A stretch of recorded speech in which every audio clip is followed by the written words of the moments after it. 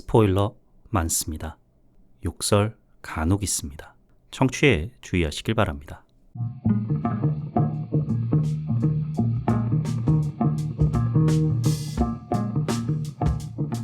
콘텐츠 대홍수 시대, 요즘 뭐 보시나요? 전 이거 봅니다. 요즘 뭐 봄, 난 이거 봄 30번째 에피소드 시작합니다.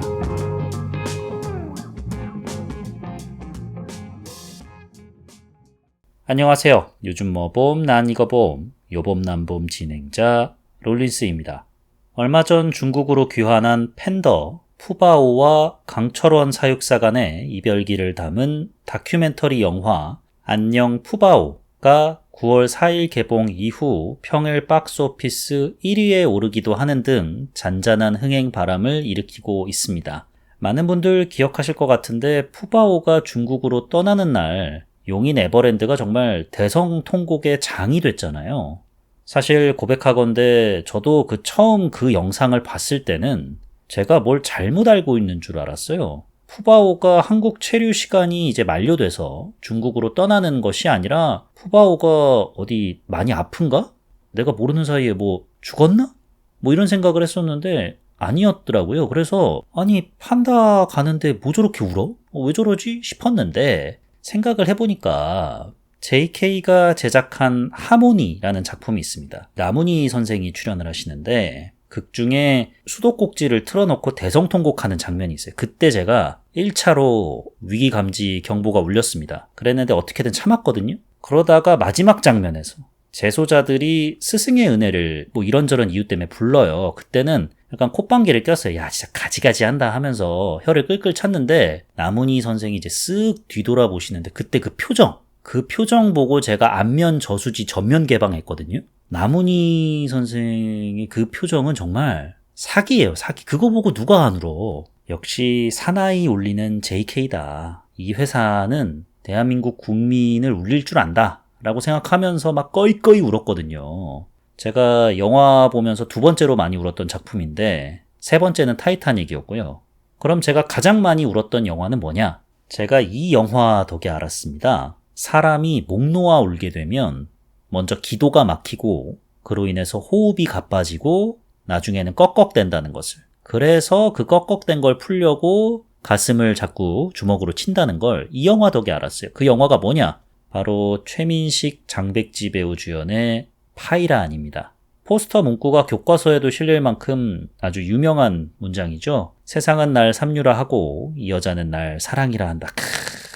야, 참 좋습니다. 그럼 제가 언제 울었냐? 뭐 이 영화 보면서 울게 될 줄은 상상도 못했어요. 그냥 유명한 영화라더라 하면서 이제 뭐 봐야지 하다가 진짜 할 거 없을 때 그냥 방구석에서 벅벅 이제 허벅다리나 긁고 있을 때 이거 한번 볼까? 해가지고 틀어가지고 봤거든요. 그러다가 우리의 이제 강제씨 파이란이 남긴 편지를 부둣가에 앉아서 읽지 않습니까? 그러다가 장백지의 서툰 한국말 내레이션이 딱 나오잖아요. 강제씨 고맙습니다.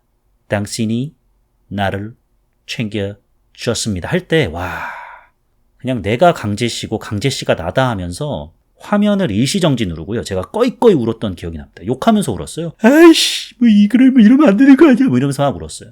그러다가 다시 재생을 누르죠. 그럼 또 강제씨 사랑합니다. 뭐 이러면 이제 또 막 일시정지 또 터져. 못 막아. 눈물을 막을 수가 없어. 이건 저수지 개방 수준이 아니에요. 저수지 범람, 민가 대피 수준.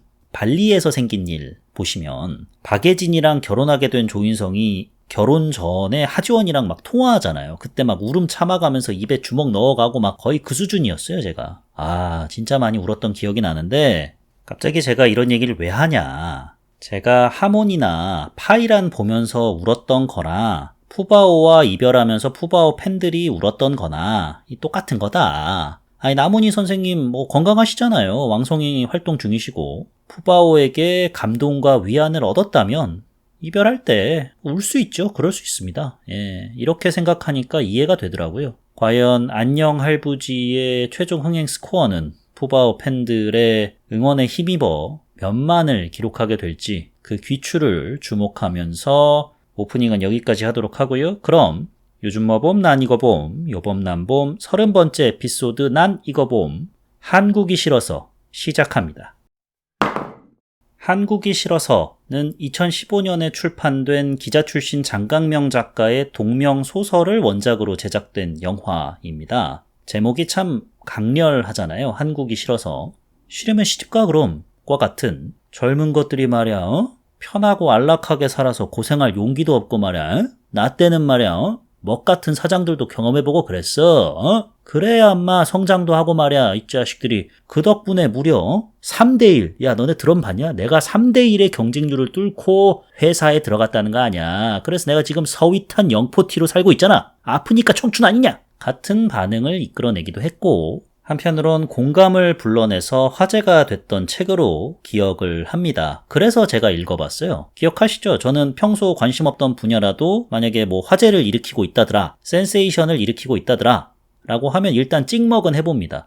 왜 화제인지 왜 난리인지를 알아야 뭐 저도 언젠가 선배님들 따라서 나 정도면 20대 친구들과 충분히 교감할 만한 센스 갖고 있지 않나?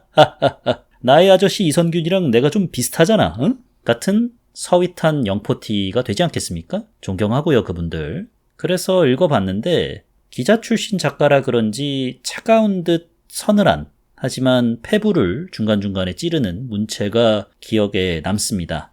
책을 휘감은 분위기 자체가 많이 건조했던 걸로 기억합니다. 막연한 희망찬가도 아니고 또 행복론에 절은 작품은 더더욱 아니기에 건조한 문체가 당연은 했지만 처음엔 좀 놀라기도 했습니다. 약간은 절망적인 느낌도 받았다가 차츰차츰 책장을 넘기면서 주인공 개나의 자기 객관화, 냉정한 현실인식 등으로 받아들이니까 이만한 문체도 없구나. 이건 절망적인 것이 아니라 냉철한 거구나 라는 생각을 하면서 읽게 됐습니다. 그렇다고 뭐 슈퍼그레이트 명작까지는 아니고요. 뭐 반드시 읽어봐야 될 책 뭐 이 정도까지는 아니고 그래서 책의 세세한 내용까지는 기억에 선명하게 남아있진 않습니다. 그런 상황에서 영화를 관람을 했는데 맞다 이런 장면 있었지.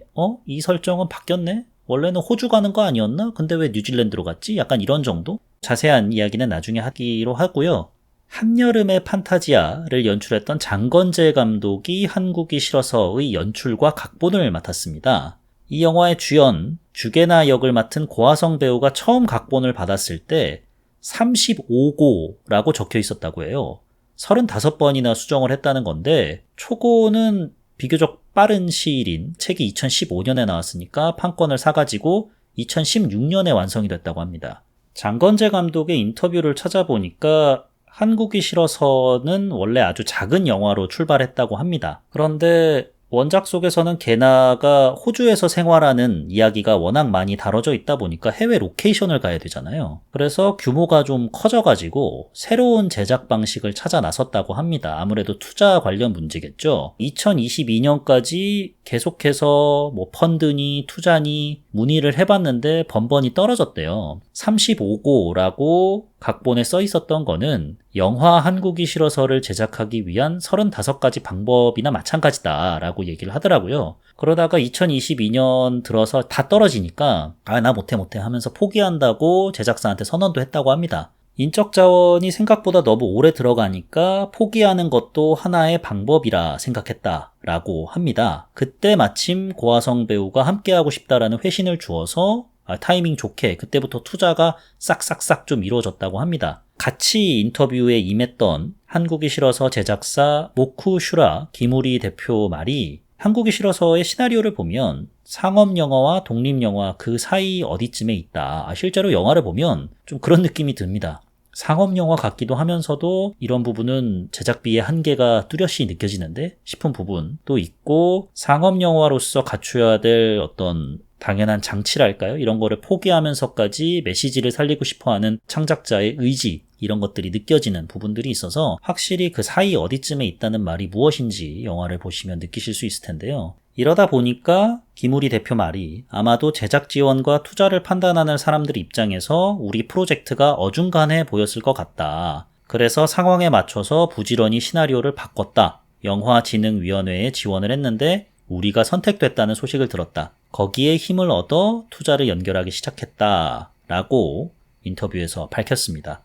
영화진흥위원회에서 지원을 받았다. 이 부분 때문에 세간에 한국이 싫어서 제작비가 4억 원이다라는 말이 돌던데 이건 어디까지나 영화진흥위원회로부터 4억 원을 지원받았다는 말이지 4억 원이 제작비의 전부인지는 확실하지가 않습니다. 네, 맞아요. 뭐 넉넉지 못한 형편으로 찍었다는 게 느껴지긴 하는데 그렇다고 4억 원까지는 아닌 것 같거든요. 뭐 로케이션이 애들 장난도 아니잖아요. 돈이 한두 푼 드는 것도 아니고. 홍상수, 김기덕 감독이면 모를까. 뭐 여튼 이런 시간을 거쳐서 완성된 한국이 싫어서의 출연 배우를 살펴보시면 한국 여성 원톱 영화 수익률 1위 울라불라 블루짱 고아성 배우, 극한 직업에서 머릿결 휘날리며 얼른 씻고 올게 라는 공포의 명대사 남긴 김지영 배우, 파일럿에 이어 이번에도 찐 엄마 모먼트 뿜뿜 발휘한 오민혜 배우, 본명 김지민의 뜻 지자와 옥돌 민자에서 예명을 창안한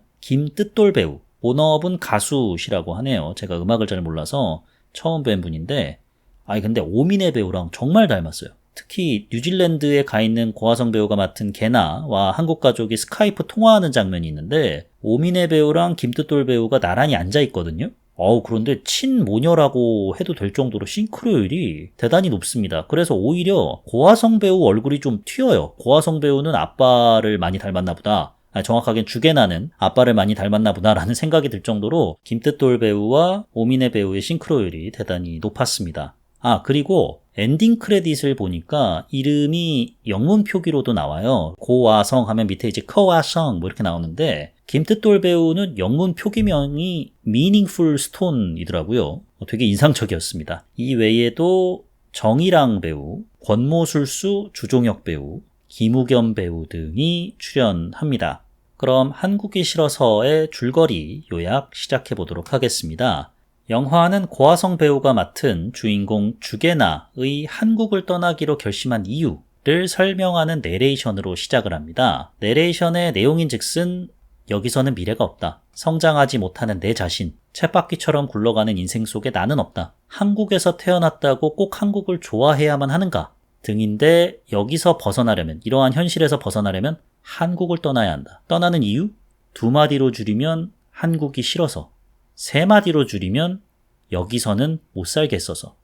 이 같은 내레이션과 함께 주게나의 일상을 보여주는데 20대 중후반인 게나는 소위들 말하는 흙수저 집안이에요. 작은 집에서 가족들과 함께 살며 서울 중심부까지 2시간 가까운 출근길에 나서는 직장인입니다. 유독 추위를 싫어하는데도 출근해야 하니까 한겨울 이른 아침에 일어나야 하고 집은 또 낡아가지고 보일러 고장도 잦아요. 하지만 곧 이사 예정이라 수리 계획은 없습니다. 좁아 터진 방은 동생인 미나, 김뜻돌 배우가 맡은 역할인데요. 와 함께 쓰고 있어요. 대학 시절부터 만나서 7년여간 연애를 이어나간 남자친구도 있습니다. 김우겸 배우가 맡은 지명이 바로 그 남자친구인데요. 아직 취준생이라 데이트 비용을 최근 들어서는 주로 게나가 낸 것 같습니다. 오래 사귄 기간이 아까워서라기보다는 7년 동안 게나를 옆에서 쭉 지켜봤는데 여러모로 애가 똘똘하고 또 착실하고 성실하고 나랑 또 코드도 잘 맞고 하니까 지명 입장에서는 내가 취업만 하면 게나와 결혼할 거다라는 생각을 갖고 있어요. 그리고 이러한 생각을 게나와 만났을 때 늘 얘기를 합니다. 미래를 약속하고 의논하고 뭐 이렇게 얘기를 하는데 약간은 좀 올드한 사고방식이긴 하죠. 내가 너를 먹여 살리겠다. 그동안 나에게 해준 거 배로 갚아주겠다. 약간 이런 마인드예요. 보상받을 생각으로 게나가 남친 먹여주고 입혀주는 건 아니잖아요. 좋게 말하면 지명은 책임감이 남다른 거고 나쁘게 말하면 조금 시대착오적인 마인드를 갖고 있는 거죠. 게나 또한 지명과의 미래를 생각 안 해본 건 아니에요. 그런데 본인의 현실과 미래, 나아가 행복을 쫓으려면 한국을 떠나야겠다는 결심에 더 큰 비중을 두고 있는 거죠. 단순히 외국병이 걸려서 한국을 떠나려는 것이 아니라 내 인생의 의미에 대해서 고민한 결과로 난 한국이 싫은 거다. 그래서 떠나야 한다. 라는 결론에 도달하게 된 거죠. 영화는 한국에 있을 때의 게나와 뉴질랜드로 떠났을 때의 게나, 현재와 과거, 과거와 현재가 오가면서 전개됩니다. 그럼 많고 많은 나라 중에 뉴질랜드로 떠나는 이유는 뭐냐? 영어권 국가이기도 하고 워킹 홀리데이로 시작해서 영주권 얻기에도 용이하고 결정적으로는 따뜻하니까요. 원작은 호주였는데 영화에서는 뉴질랜드로 바뀌었잖아요. 그 이유에 대해서는 이제 장건재 감독의 인터뷰를 찾아보니까 취재차 여러 나라를 다녔대요. 그 중에서 뉴질랜드가 여성 인권과 자연의 생명권을 소중히 한다는 데에 깊은 인상을 받아서 호주에서 뉴질랜드로 바꿨다고 합니다. 그렇게 게나가 한국을 떠나기로 결심하는 데까지는 뭐 이런저런 일들이 있었습니다. 매뉴얼대로 협력업체를 추렸을 뿐인데 왜 기존 계약업체를 누락시켰냐는 아마도 와이로를 받고 있는 것 같은 상사의 꾸지람에 시달리고 이사하는데 돈이 부족한 부모님이 게나가 회사 근처에 원룸 안 잡고 2시간 통금시간 버텨가며 모은 돈 어떻게 보탤 수 없냐? 라고 하고 그래도 지명과 결혼을 생각은 해봤는지 지명의 가족에게 인사드리는 자리에서 상대적으로는 부유한 지명 가족을 보며 자격지심인지 눈칫밥인지 정말로 지명 가족의 태도가 별로였는지 위축되기도 하고 또 이 일로 지명과 심하게 다투기도 했습니다. 아니 근데 이거는 남자친구 놈이 너무 잘못했어요. 아니 어머니가 걔나한테 주라고 돈 뭉치를 좀 줬다는 거 아닙니까? 근데 그게 이제 알고 보니까 상품권이긴 한데 어머니가 제 아무리 좋은 마음으로 주셨다고 해도 그거를 여친한테 건네는 그런 남자친구가 어디 있습니까? 그러면서 또 와중에 하는 말은 현금 아니야 상품권이야 뭐 이 지랄하고 앉아있질 않나? 그러면서 또 나도 받았어 이러질 않나? 아유 이 철없는 새끼야 아유 차라리 그 상품권을 모아뒀다가 나중에 둘만의 오붓한 곳에서 내가 취업턱 거하게 되겠다라고 하면서 백화점 레스토랑을 가든가 아니면 오늘은 모텔 가지 말고 호텔 가자 라고 해가지고 최고급 뭐 스위트룸을 가든가 이랬어야지 등신 이거 아유 이렇게 연애에 나는 통달을 했는데 왜 내 옆에는 아무도 없는지 네, 뭐 여기까지만 하고요. 네. 뭐 이런저런 일들 끝에 게나는 뉴질랜드에 가기로 결심을 합니다. 그렇다고 뉴질랜드에는 뭐 장밋빛 미래만 있냐? 그것도 아니죠. 처음에는 좋죠. 유학원 소개받아서 영어 공부하며 새로운 시작, 활기차게 내딛어보자! 라고 하지만 당장은 영어를 못하니까 단순 노동 위주의 식당 알바, 화물 알바 등을 하다 보니 몸은 녹초가 되고 식당에서 남은 음식으로 허겁지겁 배 채우고 그 와중에 뭐 틈틈이 연애는 하긴 하는데 다 칭얼거리는 애새끼들밖에 없고 슬슬 일에 적응한다 싶으면 영어에 서툴렀을 때는 안 들렸던 상사의 인종차별적인 언행 등이 눈에 띄고 그렇다고 뭐라 항변은 못하잖아요. 왜냐하면 그 사회에서 최약자니까 이게 내가 찾던 행복이 맞나 싶지만 따뜻한 날씨에 여유 없이 생활하던 한국보다는 그래도 좀 나으니까 점차 적응을 해 나가는데 일이 하나 터집니다. 어느새 뉴질랜드 생활 3년차가 된 게나는 알바도 틈틈이 하지만 자기가 생활하는 아파트의 일부 빈방을 재임대하는 일을 하고 있어요. 원작에서도 이에 대한 묘사가 있고 호주 워킹홀리데이 다녀온 친구들로부터도 들었던 기억이 있는데 호주와 뉴질랜드에서는 이런 일이 일부 빈방을 재임대해주는 일이 비일비재하다고 합니다. 그래서 때로는 약간 과장해서 홍콩처럼 너무 많은 사람들이 모여 사는 경우도 있대요. 그래서 이제 안전상의 문제가 불거지기도 하는데 여튼 신발 매장에서 알바하다 친해지게 된 뉴질랜드 동료가 게나에게는 있는데 이 뉴질랜드인 동료가 약간 좀 뭐랄까 욜로족이에요. 그래서 게나도 뭐 덕분에 서핑도 하고 뭐 바닷가를 여유있게 거닐기도 하고 그러는데 하루는 게나에게 나 옥상에서 낙하산 메고 뛰어내릴 건데 좀 찍어줘 라고 부탁을 합니다. 미친 행동이죠. 건물이 높아봤자 낙하산을 펼 정도로 높진 않잖아요. 행여나 잘못되면 진짜 큰일 나고. 게나가 그래서 야 그러다 큰일 나면 어떡해 라면서 일단은 말리는데 그건 뛰어봐야 알지. 그러면서 뛰어요. 게나도 마침 그때 술 한 잔을 걸친 뒤라 렛츠고 오케이 하면서 찍어줍니다. 그거를 인터넷에 올렸나봐요. 게나가. 다음날 경찰이 찾아옵니다. 당신이 이 동영상 올렸냐? 그렇다. 그러면 이런 불법 행위에 당신도 동조한 거기 때문에 처벌 대상이다. 근데 보니까 당신 아파트를 재임대하던데 이것도 불법입니다. 그러니까 게나는 아니 나는 여기 문화하길래 그냥 자연스럽게 되는 줄 알았다. 불법인 줄 몰랐어요. 라고 항변을 하는데 응 안 돼 돌아가 해서 게나는 재판을 받게 되는데 과연 재판 결과는 어떻게 될까요? 추방당해서 헬조선 한반도로 게나는 귀국하게 될까요? 전남친 지명은 아직 솔로일까요? 둘이 어떤 경위로 다시 만나긴 합니다. 맥주도 한 잔 걸치고요. 지명은 과연 솔로였을까요? 다음날 게나가 천천히 훑어보는 지명의 책상에서 행여나 뭔가가 발견될까 불안감을 느낀 건 저뿐이었을까요? 저는 정말 거기서 지명의 약혼자 사진이 나오기를 간절히 바랬었는데 그랬다간 통속극으로 회귀했겠죠. 여튼 한국이 싫어서 지금은 극장에서 확인을 못하실 것 같고 곧 IPTV든 OTT든 한번 집에서 편안하게 확인해 보시기 바랍니다. 한국이 싫어서를 보고 제가 느낀 좋았던 점과 아쉬웠던 점에 대해서 말씀드려 보겠습니다. 먼저 좋았던 점. 원래는 배우에 대한 얘기를 제일 마지막에 해야 하는데 영화가 전반적으로 틀이 어떻고 전개가 어떻고 중간중간에 연출이 어떻고 이런 얘기들을 좀 하고 그 다음에 이를 빛내는 데에 일조한 배우들의 얘기를 해야 되는데 저는 고화성 배우 얘기를 이 영화의 장점을 얘기하는 데 있어서 가장 먼저 꺼내야만 한다고 생각을 합니다. 왜냐하면 주게나가 이 영화의 정체성이기도 하니까 처음에 고화성 배우가 캐스팅됐다는 소식을 들었을 때 되게 기대했었어요. 왜냐하면 고화성 배우 특유의 중저음 발성, 고화성 배우 특유의 맑으면서도 성숙한 분위기가 원작 속 적당히 당당하고 적당히 이기적인 주인공 게나 캐릭터와 잘 맞는다라고 생각했기 때문입니다. 그냥 요즘 잘 나가는 20대 여배우가 나는 세상에서 가장 운 없는 흙수저, 인생 멋 같다를 내뿜는 캐릭터를 막 연기하면서 난 할 수 있어.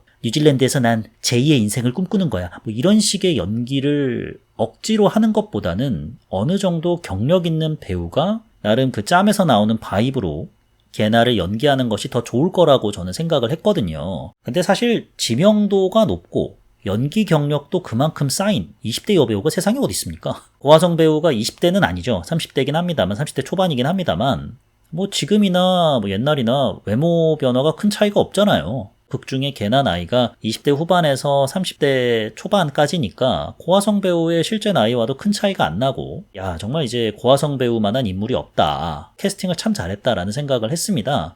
그렇게 기대를 하고 영화를 봤는데 이게 칭찬이 아닐 수는 있는데 이 고화성 배우 연기를 볼 때면은 때로는 야, 저 섬세한 감정 연기 참 좋다라는 생각이 들 때도 있는데 저 표정과 손짓에 많은 의미가 담겨 있다라는 생각이 들면서도 한편으로는 또 어떤 생각이 드냐면 아니 그래도 20년 차 배우인데 연기력이 왜 저래? 라고 싶을 때가 있어요. 여기서도 그런 연기가 나오긴 합니다. 극과 극을 좀 오가는 연기를 선보일 때가 있어요. 일단은 진짜 감탄했을 때의 연기는 언제냐면 지명 부모님 만나 뵙고 술에 좀 취한 채 담배 피면서 이제 지명에게 화를 내잖아요. 극 중에 나오는 대사인데 어디까지나 극 중에 나오는 대사입니다.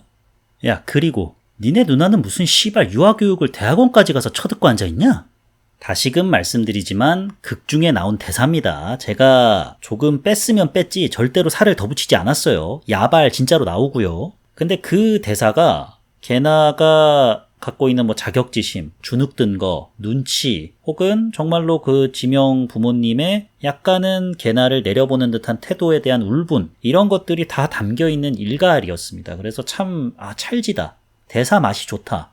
감정 고조도 빵 터트리고 여러모로 만족감을 주는 순간이었어요. 게나가 갖고 있는 어떤 입체적인 면모를 고화성 배우가 이렇게 잘 살려내는구나 라는 생각이 들면서도 또 한편으로는 아까 제가 김뜻돌 배우하고 오민혜 배우가 너무 닮았다. 그 닮은 거를 확인할 수 있는 스카이프 통화 장면이 있다라고 말씀을 드렸잖아요. 게나가 뭐 산전수전을 겪었어요. 스카이프로 엄마랑 이제 가족들이랑 통화를 하는데 그때 이제 부모님의 얼굴을 딱 보면서 오랜만에 통화한 것까지는 아니고 그래도 주기적으로 통화를 하긴 하는데 갑자기 또 험한 일 당하고 가족 얼굴 보면은 뭉클할 때가 있잖아요. 그런 감정에 젖어가지고 게나가 울먹이면서 펑펑 우는데 그때는 우는 연기가 왜 저러나 싶기도 하고 고화성 배우 특유의 동공 확장 일변도로 점철된 표정 연기 있잖아요. 그게 좀 답답할 때도 있고 근데 제가 이 영화에 콩깍지가 씌어서 그런지 그러한 간극마저도 참 좋더라고요. 고화성 배우가 연기하고 있는 게나라는 인물이 뚜렷한 주관 하에 본인만의 행복을 찾아 나섰긴 했지만 어떻게 보면 정처 없이 떠돌고 있는 걸 수도 있거든요. 그런 혼돈 속에서 혼란 속에서 괴로워하고 길을 잃은 듯한 게나의 모습을 고화성 배우가 잘 캐치해내서 때로는 부족한 연기력마저도 혼란 속에 길을 잃은 게나처럼 보였다. 저는 그렇게 느꼈습니다. 또 뉴질랜드 생활 3년 차쯤 됐을 때 적당히 뉴질랜드라는 사회에 적응한 듯한 바이브도 느껴지고요. 태닝도 처음으로 했다고 해요. 고화성 배우가. 왜냐면 배우로서 피부가 타면은 안 된다라는 강박관념이 있었는데 이번 작품을 통해서 뭐 태닝도 원 없이 하고 그 덕에 확실히 교포 분위기가 좀 나요. 태닝한 피부에 뭐 화장, 머리, 옷 스타일 딱 봐도 미쿡, 뉴질랜드, 호주에서 사는 언니들 같은 느낌이 딱 듭니다. 이 영화의 상징이자 중심인 주게나라는 인물을 고화성 배우가 감정적으로나 외형적으로나 너무나도 잘 표현해냈다라고 생각이 들어서 제일 먼저 좋았던 점으로 꼽았던 거고요. 두 번째로 좋았던 점은 확실히 책으로 읽었을 때와는 다르게 화면으로 보니까 뉴질랜드에서 게나가 겪고 있는 생활이라든지 마주하게 되는 현실, 그리고 또 한국에서의 팍팍한 현실, 이런 것들이 좀 더 입체적으로 다가왔습니다. 그러다 보니까 책으로 읽을 때보다 영화로 보니까 더 공감대를 자아내는 요소들이 많았습니다. 뉴질랜드에서의 일상을 묘사한 부분이 특히 그랬는데요. 왜냐하면 이민을 선택하신 주변분 얘기를 건너 들어보기도 했고, 또 이민 간 친구 집에 놀러가 보기도 했고요. 또 제 스스로가 외국 생활을 잠깐 해본 적도 있어요. 그래서인지 영화 속의 게나가 겪는 뉴질랜드 생활에서 동질감을 좀 많이 느꼈습니다. 처음에는 낯선 환경이 새롭기도 하고 앞으로 펼쳐질 미래에 대한 기대감, 이런 것 때문에 마음이 한껏 부풀러 올라 있죠. 그러다가 이내 여기도 결국에는 사람 사는 곳이구나 라는 걸 깨닫고 차츰차츰 흥분은 좀 가라앉히고 냉정하게 여기서의 현실을 직시하는 그 모습에서 저의 모습이 떠오르기도 했고 제가 들었던 얘기들이 떠오르기도 했습니다. 제가 관찰했던 부분이 떠올랐던 요소도 있는데 뭐냐면 극 중에서 김지영 배우가 맡은 역할은 뉴질랜드에서 어학원을 운영하는 원장님이에요. 그런 김지영 배우를 따라서 이 원장님을 따라서 뉴질랜드로 함께 이민을 온 남편이 있습니다. 근데 이 남편이 너무나도 외로움에 몸서리를 쳐요. 밤만 되면 할 거 없다 라면서 한숨을 푹푹 내쉬고요. 그런데 그게 그냥 나 놀고 싶어 미치겠어 이게 아니라 약간 공허한 외로움인데 제가 외국에서 생활할 때 그런 분들 정말 많이 봤거든요. 원래는 외국에 정착할까도 생각을 했었어요, 저도. 그런데 그렇게 공허함에 몸서리 치시는 분들을 보면서 한국으로 돌아가야겠다라는 생각에 좀 마음을 굳혔었습니다. 그러니까 그분들이 하시는 말씀이 퇴근하면 아무것도 할 게 없다 여기선. 그렇다고 그분들이 파티보이고 저도 파티보이여가지고 무조건 강남으로 가가지고 2차 3차 가야지 이게 아니라 거기는 가족 중심이고 가족이 없으면 나 홀로 외로우니까 혼자서 직장 생활을 해나가기에는 많이 외롭고 심심하죠. 그래서 한국 직장인 분들이 외로워서 대학생 동아리에도 슬쩍슬쩍 참석하고 그러세요. 약간 대학교 4학년이 신입생 OT 참석한 느낌인데 저도 처음에는 그런 분들 보면서 여길 왜 와? 눈치도 없어 이런 생각을 했었어요. 차츰차츰 친해지고 그분들이 생활하시는 걸 곁에서 지켜보니까 자기들도 나도 나이 차이가 지금 얘네들이랑 너무나도 많이 나는데 여기에 내가 오는 게 맞나 싶긴 하지만 그럼에도 고향에 대한 그리움, 한국 사람들과 웃고 떠드는 그 정서가 그리워서 자기보다 나이가 10살, 15살 어린 동생들한테도 염치불구하고 찾아와서 물론 그분들이 술을 사주시긴 하지만 그런 일들이 종종 벌어졌었거든요. 그 모습을 보면서 나도 저렇게 되겠다라는 생각이 들었어요. 그러니까 그분들이 안쓰러웠다기보다는 외로움에 몸서리치는 저의 모습이 보였습니다.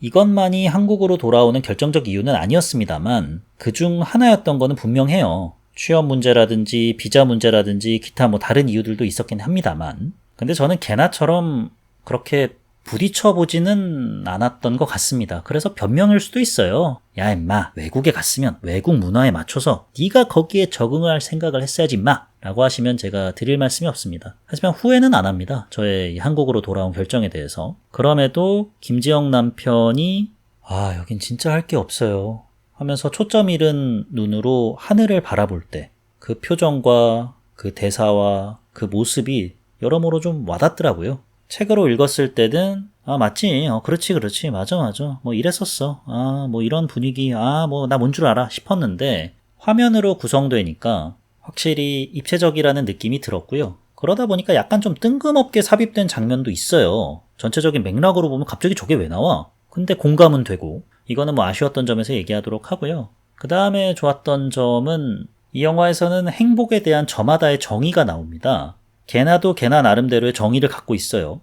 그런데 이제 다른 사람들의 행복의 정의를 들으면서 걔나가 점차 그들의 말을 한번 곱씹어보고 내가 정말 추구하는 행복은 무엇인가 라고 약간은 갈피를 잃은 듯한 모습을 보여주는데 그 모습에서 저는 또 동질감을 느꼈습니다. 한국에 있을 때 걔나에게 있어서 행복의 정의는 성공하는 것, 그래서 돈을 많이 버는 것이잖아요. 근데 뉴질랜드에 가보니까 누군가에게 있어서는 뉴질랜드의 깨끗한 공기와 맑은 하늘이 나에게는 행복을 가져다 준다 라고 하질 않나. 또 누군가는 우리 가족이 행복하면 그걸로 된 거다. 또 누구는 행복이란 말 자체가 약간은 좀 과대평가된 개념 같아 라고 하질 않나. 이런 식의 다양한 정의가 나오는데 그 다양한 정의 속에서 제가 봤을 때 걔나는 갈피를 못 잡은 듯해요. 성공해서 돈 많이 버는 것이 나의 행복의 기준이었는데 저마다의 행복의 기준을 듣다 보니까 이제 혼란이 찾아온 거죠.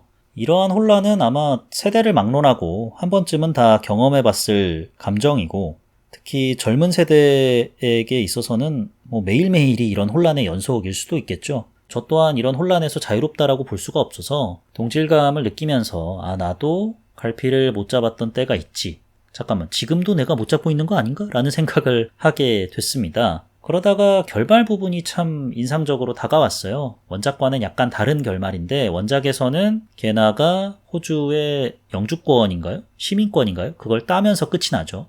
그러면서 그것이 끝이 아니고 또 새로운 인생의 여정을 준비해야 된다라는 암시로 끝이 났던 걸로 기억을 하는데 이 영화는 그렇지 않습니다. 걔나가 결국에는 뉴질랜드에서 이런저런 일을 겪게 돼가지고 좀 심신이 많이 다쳐서 한국으로 잠깐 돌아옵니다. 돌아왔다가 이제 상념에 많이 졌죠. 그런 다음에 마음을 다잡고 다시 두 번째 이민 시도라고 할까요? 를 떠나게 됩니다. 첫 번째의 도피와 같았던 여정과는 다른 여정인 거죠. 좀 다른 각오와 다른 표정과 다른 태도로 임하고 있는데 결말이 참 저는 울림이 있었습니다. 내가 비록 갈피를 못 잡고 방황하고는 있지만 그럼에도 갈피를 잡기 위해 여정을 계속해서 지속해보겠다라는 의미로 다가왔거든요. 적어도 허둥지둥 되지는 않는다라고 보였어요. 지금까지 행복의 의미를 내가 찾기 위해서 걸어온 과정만으로 내 스스로가 만족할 수도 있겠죠. 하지만 거기서 만족하지 않고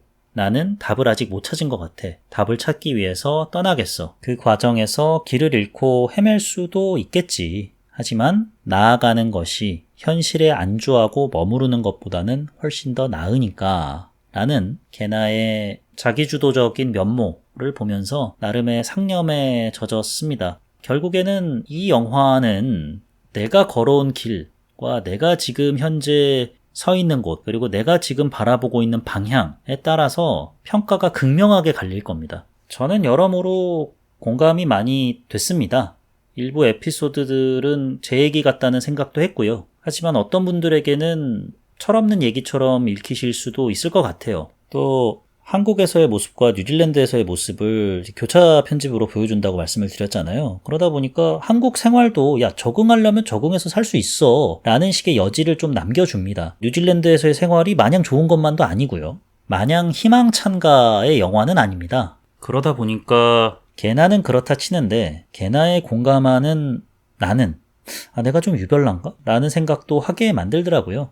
덮어놓고 행복만을 논하는 그런 부류의 포르노그래피 같은 영화였다면 금방 휘발됐겠죠. 하지만 여전히 장면 하나하나가 좀 머릿속에 남는 거를 비춰봤을 때는 마냥 희망찬가는 아니다 이렇게 말씀드릴 수 있을 것 같습니다. 그 다음에 좋았던 점은 이건 좀 가볍게 짚고 넘어가는 거긴 한데 지금은 맞고 그때는 틀리다 홍상수 감독의 연출작이죠. 거기에 고화성 배우가 출연을 하는데 비흡연자인 제가 봐도 고화성 배우의 흡연 장면은 정말 찐이었어요. 한국 영상자료원에 남겨놔야 된다라는 생각이 들 정도였거든요. 이 영화의 한국이 싫어서에는 고화성 배우의 흡연 장면이 원 없이 나옵니다. 이게 너무 좋았어요.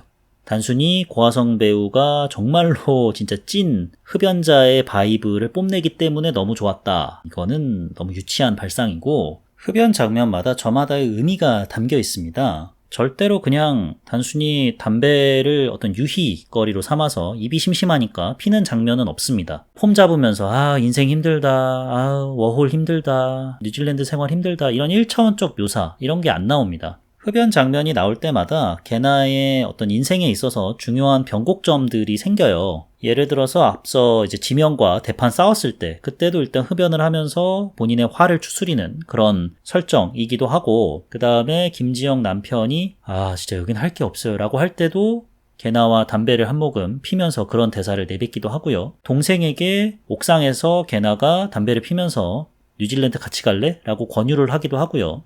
흡연 장면 하나하나마다 저마다의 시사점이 있습니다. 그래서 장건재 감독이 고화성 배우 흡연 장면을 대한민국 관객들이 그렇게 좋아한다며?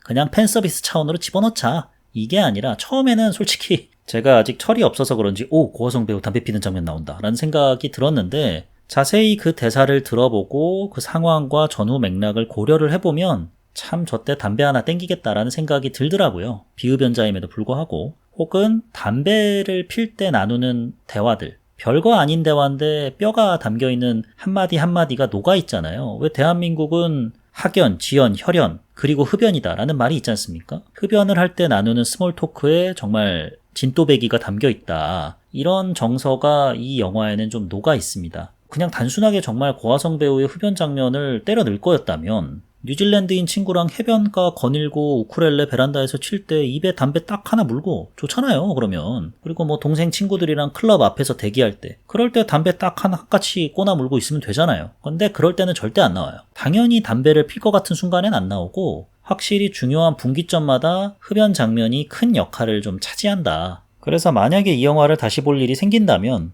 흡연 장면이 나올 때마다 좀 더 예의주시해서 봐야겠다라는 생각이 들 정도였습니다.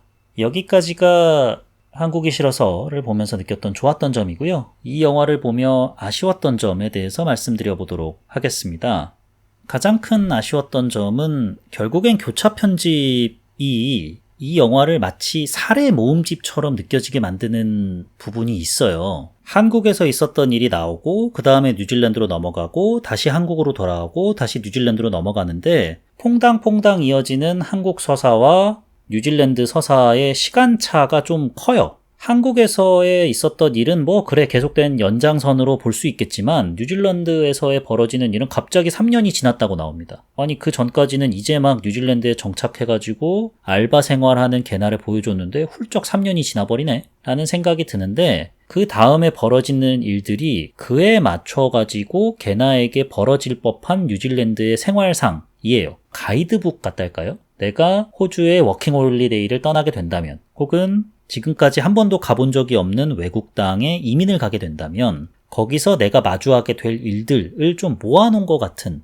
느낌을 받게 됩니다. 이건 제가 책에서도 느꼈던 감상이긴 한데, 책은 그래도 시간 순서대로 좀 진행이 되거든요. 물론 중간중간에 한국에서의 일을 회상하긴 하지만 게나가 뉴질랜드에서 있는 일은 나름의 시간선이 차근차근 진행되는 측면이 있습니다. 그런데 이 영화에서는 좀 급작스럽게 건너뛰게 되고, 또 급작스럽게 건너뛰는 과정에서 이 원작에서 나름 중요한 인물이었던 사람들을 게나가 또 만나야 되니까 급격하게 전개되는 부분이 있고, 그때마다 느낀 점들이 나오고 그때마다 게나의 변화상이 나오다 보니 이거 약간 좀 심하게 말하면 병렬적으로 전개된다는 느낌을 지울 수가 없어요.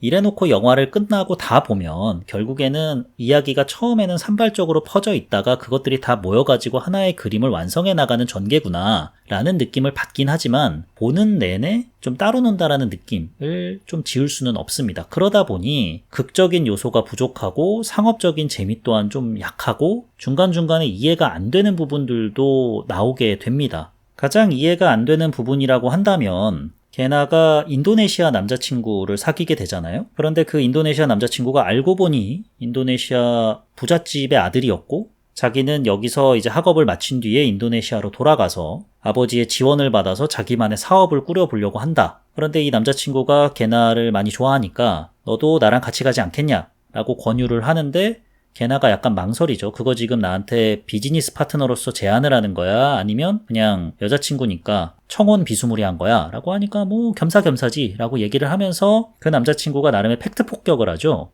어차피 너한테는 뉴질랜드나 인도네시아나 똑같은 외국 아니냐. 뉴질랜드는 되고 인도네시아는 안 될 게 뭐냐 라는 식으로 이제 얘기를 하잖아요. 아무 말도 못하고 걔나는 가만히 있다가 화면은 또 다음 장면으로 전개가 되죠. 그러고 난 다음에 그 남자친구랑 헤어졌어 라는 식으로 하고 퉁 칩니다. 그러면 보는 사람 입장에서는 실제로도 한국이 실어서를 관람하신 분들이 이 부분에 있어서 비판을 많이 하시던데, 야, 뉴질랜드는 되고 인도네시아는 안 되냐? 왜 안 되는데?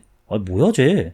결국엔 그냥 뉴질랜드가 좋은 거 아니야. 물론 그럴 수도 있죠. 그런데 책에는 비교적 상세하게 그 이유가 설명이 되거든요. 남자친구가 본인한테 제안하는 것이 마치 뭐 비즈니스 파트너적인 성격이라기보다는 그냥 내가 너를 책임져 주겠다라는 약간 보온적인 성격이 강하고, 이거에 대해서 내가 거절을 하니까 남자친구가 아니 도대체 뉴질랜드랑 인도네시아가 다를 게 뭔데? 라는 이유로 대판 싸웠다라는 묘사가 나옵니다. 근데 이제 이런 것들이 안 나오고 그냥 헤어졌어 라는 식으로 툭 치니까 아무래도 관객들 입장에서는 납득이 안 되는 부분들이 있겠죠. 충분히 극적으로 묘사할 수 있었음에도 그러지 않고 잔잔한, 하지만 선뜻 이해는 안 되는 식의 전개가 모이다 보니까, 그리고 인도네시아 남친을 처음 만났을 때를 떠올려 보면 제가 앞서 좋았던 점에서 언급했던 뜬금없지만 공감됐던 장면이 바로 여기서 나옵니다. 게나가 본인이 운영하는 그 아파트에서 파티를 열죠. 거기까지는 뭐 그래 젊은 사람들끼리 파티 열 수 있지 하는데, 게나와 외국인 친구들이 막 트럼프와 김정은 그리고 핵에 대해서 막 얘기를 나눠요. 아니 갑자기 저런 얘기가 왜 나와? 그냥 스쳐 지나가는 뭐 술자리에서는 정치 얘기할 수 있으니까 수준인 줄 알았는데 그게 아니라 꽤나 심도 깊은 얘기를 합니다. 그런데 저는 그 장면을 보면서 되게 공감이 많이 갔던 게, 외국에 있을 때 진짜 제가 I'm from Korea 한마디만 하면은 김정은에 대해서 그렇게 물어봐요. 남녀노소를 막론하고. 그래서 나중에는 제가 어떤 지경까지 이르게 됐냐면, 자기소개 같은 거 할 때 Hi, my name is Rollins. I'm from Korea. Of course, South Korea. Please don't ask me about 김정은. I don't know what the hell he's thinking about right now. So, let's talk about only Korea, South Korea. 뭐 이런 식으로 얘기했었거든요. 그러다 보니까 그 장면이 저한테는 좀 공감이 됐었는데, 갑자기 화면이 전환되고 게나가 친구들이랑 정치 얘기를 막 심도 깊게 하니까 아니 왜 뜬금없이 저런 장면이 나와? 라고 충분히 생각할 수 있는 편집 순서거든요. 이런 부분에서도 약간은 좀 아쉬움이 느껴졌다라고 말씀을 드릴 수 있을 것 같습니다. 결국 재미 측면에서 이도저도 아니게 된 거죠. 그래서 극장가의 반향을 일으키지 못한 것 같아요. 배급사 디스테이션, 이 소위 말하는 메이저 배급사가 아니어서 그런 걸 수도 있죠. 화끈하게 막 스크린 1000개씩 걸고 그래야 되는데 그러기는 현실적으로 많이 부족하죠. 거기다가 내용으로 봐도 2030, 그중에서도 특히나 여성층을 불러 모아서 입소문을 내게 만들어야 되는데 그럴 만한 요소도 부족한 듯 싶어요. 그 결과가 개봉한 지 일주일도 안 된 안녕 할부지 7만 명보다 적은 관객수 5만 명 정도로 나타난 것 같습니다. 그 다음에 아쉬웠던 점은 제작비의 한계로 인한 불친절한 설명인데요. 가장 대표적으로 마지막에 앞서 여기서는 할 게 아무것도 없어요 라면서 한숨을 내쉬던 김지영 남편이 지진 같은 거 못 느꼈어요 하면서 불안감을 표출하잖아요. 결국엔 지진이 왔고 불안감을 표출했던 남편이 본인과 아내 그리고 아들까지 죽이는 일을 벌인 걸로 추정하는 뉴스 화면 등이 나오지 않습니까? 근데 그때 화면 구성이 지진이 일어났다는 거는 그냥 지도 하나 펼쳐놓고 내레이션으로 퉁치잖아요. 그리고 일가족이 사망했다라는 뉴스도 뭐 서프라이즈에서나 볼 법한 뉴스 속 자료 화면으로 대체가 돼 있고, 이런 식으로 설명이 끝나고 넘어가지 않습니까? 그러고 난 다음에 게나가 한국으로 돌아온 모습을 보여주죠. 한국에 돌아왔을 때도 좀 게나에게는 충격적인 일이 벌어지긴 했습니다만 아무래도 지진과 본인이 여러모로 많이 신세를 졌던 가족이 참변을 당했다라는 소식 때문에 심신이 많이 다쳐서 한국으로 돌아오기를 결심을 했을 거고, 한국으로 돌아왔는데 또 비극적인 소식을 접하게 된 뭐 이런 식의 이야기 전개가 되는데, 하필 게나에게 되게 중요한 분기점을 마련해주는 사건을 그런 식으로 간략하게, 너무나도 간략하게 묘사하고 넘어가니까 어마무시하게 많은 제작비로 만든 영화는 아니라는 걸 알지만 이렇게까지밖에 묘사할 수 없었나라는 아쉬움이 듭니다. 뭐 그렇다고 뭐 고화성이 거기서 갑자기 해운대 찍고 김지영과 김지영 남편이 실내에서 총기 들고 막 존 윅 찍고 이런 걸 바라는 건 아니에요. 하지만 다른 화면으로 대체할 수 있었을 텐데, 혹은 다른 식의 묘사로 개나가 심신이 어떤 식으로 다쳤는지를 묘사할 수 있는 방법이 있었을 텐데 그냥 지도 하나 펼쳐놓고 지진 왔습니다. 일가족 3명이 총기 사고로 사망했습니다. 라는 식으로 설명하고 넘어가는 건 사정을 고려하더라도 조금은 불친절하지 않았나 라는 생각을 하게 됐습니다. 마지막으로 아쉬웠던 점은 음악입니다. 배경음악이 영화의 톤과 분위기랑 좀 따로 놀아요. 말씀드렸다시피 영화의 분위기랑 톤은 절대로 희망찬가가 아니고 갈피를 잃은 개나, 그 와중에도 묵묵히 나아가려는 개나를 보여주는데, 음악은 영락없는 아프니까 청춘이다요. 분명히 화면 속의 개나는 여전히 달라진 것도 없고 나아진 것도 없지만 그럼에도 씩씩하게 난 내일을 위해서 걸어가겠다라는 다짐이라든지 결의를 보여주는데, 음악은 수고했어 오늘도 약간 이런 느낌이에요. 그 노래가 나오진 않습니다. 근데 약간 그런 느낌으로 나오니까 따로 노는 거죠. 뭐야 이게. 그리고 타이밍 자체도 감정을 강요하는 거죠. 충분히 여기서는 고화성의 표정과 주변의 환경과 이 장면을 보면서 감상해졌고 지금 개나는 이런 생각 중이겠지 라는 걸 관객이 충분히 곱씹게 빌드업을 해놓고서는 마지막에 무슨 개그 콘서트 이태선 밴드처럼 빠밤빰 하면서 나오니까 선율이 안겨다주는 감정을 지금 이 화면에서 느끼라고 라는 식으로 강요하는 것처럼 느껴져서 음악 선곡과 타이밍이 참 별로다라는 생각을 했습니다. 후반부로 갈수록 그게 더욱더 노골적으로 드러나가지고 감상을 조금은 방해하는 수준이에요. 짜증났습니다. 여기까지가 한국이 싫어서를 보고 제가 느꼈던 좋았던 점과 아쉬웠던 점이었습니다. 그럼 영화 한국이 싫어서에 대한 별점과 한 줄 평을 남겨보도록 하겠습니다.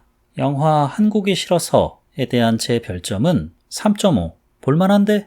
입니다. 좀 높죠? 아마 어떤 분들은 이 영화가 어떻게 3.5야 라고 생각하실 수 있으실 겁니다. 그 정도로 평이 극과 극으로 나뉠 텐데요. 아, 이 영화는 참 내 얘기다. 아, 이 영화 이해는 된다. 야, 이거 철없는 얘기 아니야? 다 맞는 얘기라고 생각을 합니다. 저는 제 얘기라고 느꼈기 때문에 대부분이. 그래서 3.5라는 점수를 주게 됐고요. 적극 추천은 못 드리겠어요. 근데 제가 뭐 추천하려고 이 방송합니까? 저조차고 하는 거지. 뭐 제가 뭐 이동진 평론가도 아니고, 이동진 평론가도 이게 별점 2개라고요? 말도 안 돼. 이게 별점 5개라고요? 영화 보는 눈 어떻게 되신 거 아니에요? 뭐 이런 말 듣는 판에 뭐 어떻습니까? 예, 뭐 3.5입니다. 저한테는 볼만한데? 라는 생각을 안겨다주는 작품이었습니다. 한국이 싫어서에 대한 제 한 줄 평은 멈추지 않고 나아간다는 것, 그거면 됐다 입니다. 안주하지 않고 나아가는 것만으로도 충분히 응원받을 자격이 있다고 생각합니다.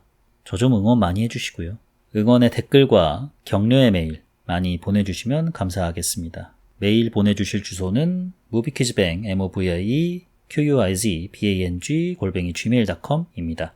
여기까지가 요즘 뭐 봄, 난 이거 봄 30번째 에피소드 한국이 싫어서 였습니다.